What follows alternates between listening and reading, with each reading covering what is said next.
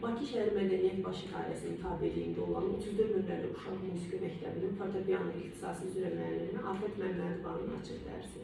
Mən bugün dərsimi 6-cı sinif şagirdim Süleyman Ramandanov ilə keçirirəm.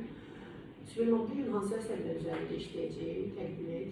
Johann Sebastian Bach, Yaxşı Temperasiya Klavir, Preludia Fuga nömrə 6, Fikrət Əmirov Eksprompt nömrə 1, Karol Çerni, Etüd nömrə 1, əsər 740. Çox sağ ol. Mən sənə bir balaca məlumat vermək istəyərdim bəstəkarlar haqqında. Johann Sebastian Bach. İlk öncə qeyd edim ki, bu il Barokko dövrünün bəstəkarlarının 340 illik yubileyləridir. Johann Sebastian Bach dahi Alman bəstəkarı, polifonisti olmuşdur. Çox səsli musiqinin artası hesab olunur. Bach öz dövründə sevilməyən bir bəstəkar olmuşdur. Onun musiqisini maraqsız musiqi, kilsə musiqisi hesab edirlər. Ömrünün sonuna qədər kilsəyə sadiq qalmış, organist, klavesinist bəstəkar olmuşdur. Bach'ın musiqisi 100 il sonra bəstəkar Felix Mendelssohn tərəfindən Strassi Pomatfeil əsəri ilə tanınmağa başlamışdır və hazırki dövrümüzdə də Bach musiqisinə maraq həmişə inkişafdadır. Aşağı siniflərdə biz yadındaca Anna Magdalena'nın dəftərindən kiçik preludiyalar, iki səsli invensiya, üç səsli invensiyalar ifa etmişdik. Deməli, Preludia və Fuga hansı kanalıqda yazılır? Bu Preludia Fuga'dan bizdən nə tələb olunur burada? Preludia Fuga da Bach öz dövründə digər bəstəkarlar ilə də maraqlandırdı və burada Vivaldi üslubu hiss olunur, bir takkatalıq, dəqiqlik, şəffaflıq. Deməli, yazılan bizim təqdimizə də baxaq. Allegro Vivace, Brillante deməli, verilib burada bizə. İlk deməli, onu redakta etmiş əsərlərindən Karol Çerni olmuşdu. Biz Mucellini redaksiyasını indi ifa edəcəyik. Deməli,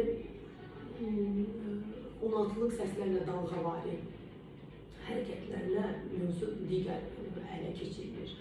Burada demək olar ki, iki səslidir preludia. Preludia da fortedən başlayıb, pianissimada tamamlanır. Burada sol əlin ifasına burada pizzikatalara nəzər yetirək. Deməli, daha sonra bizim burada sinkopalarımız var. Fuga haqqında bir balaca məlumat verim. Deməli, Fuga mövzu üzərində olmuşdur, iki xanədən ibarət. Mövzu 16-lıq səslərlə verilmişdir, triyonlar var, notlarla. 8-lik notların pulsasiyası ilə ifa olmalıdır. Bu da xromatikdir mövzu. Deməli, sanki bizə belə ilan sürünməsini ifa tərzində xatırladır burada ifaçılıqda. Deməli, mövzuları burada qeyd etsin. Demək olar ki, Fuga, mezzo forte dinamikası ilə səslənir. 8-liklər burada, deməli, pogo legato çalınır. Üzr istəyirəm, 16-lılar pogo legato ifa olunur. 8-liklər isə legato. Buyur, tempdə, tempdə iki sürətlər başlar. Bir də motorluq burada tələb olunur ki, hansı onu biz qoruyub saxlamalıyıq. Ritmik dəqiqlik.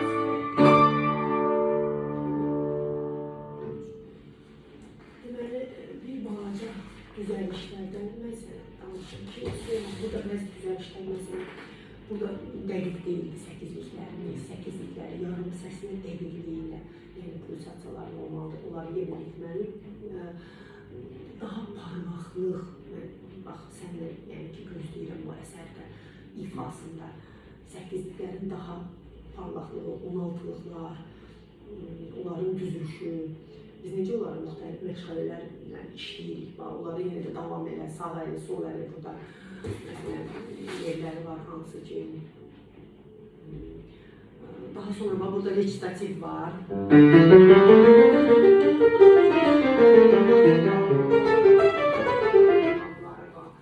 Sinkopalara, dəqiqliklə burada gözləmək lazımdır. Sən elə vaxtlar olur ki, burada biraz tez götürürsən əlini, onlara nəzər yetirmək lazımdır.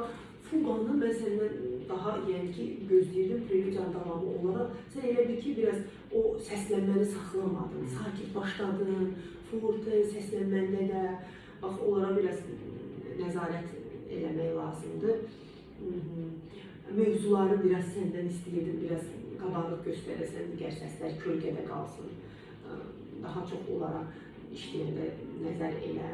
Biz səndən ayrı əllərlə çalmışıq da hər səsi, işləmişik. İmkan olsa dərsin axırına qədər yenə də baxarıq. İndi gəl ikinci əsərə keçək. Deməli, Fikrət Əmirov, Azərbaycan bəstəkarı Fikrət Əmirov, milli musiqimizin banisi Üzeyir Hacıbəyli və Zeydmanın sinifində təhsil almışdır. Dünya bəstəkarları necə ki, uşaq musiqilərinə müraciət edirlər.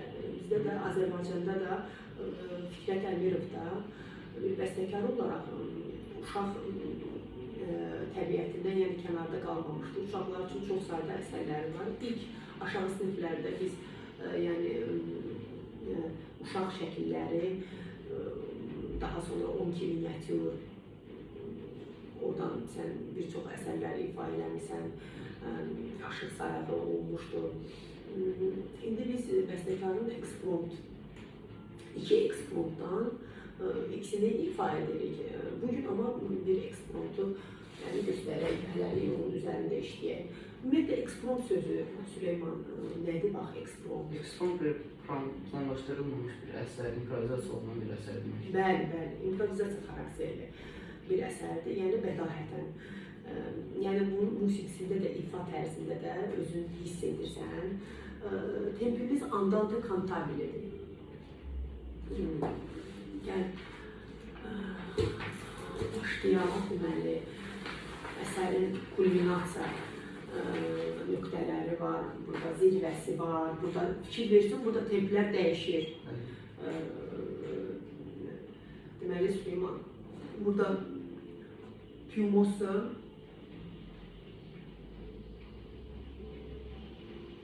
hərəkət deməli var burada. Çox hərəkətliyi var, sonra largo, geniş, hansı ki burada ifa eləmək lazımdır. Agitata, animata, yəni ki, deməli, do major tanalığında yazılıb əsərimiz. Buyur, çal, ifa elə. Ondan sonra əsər əsərində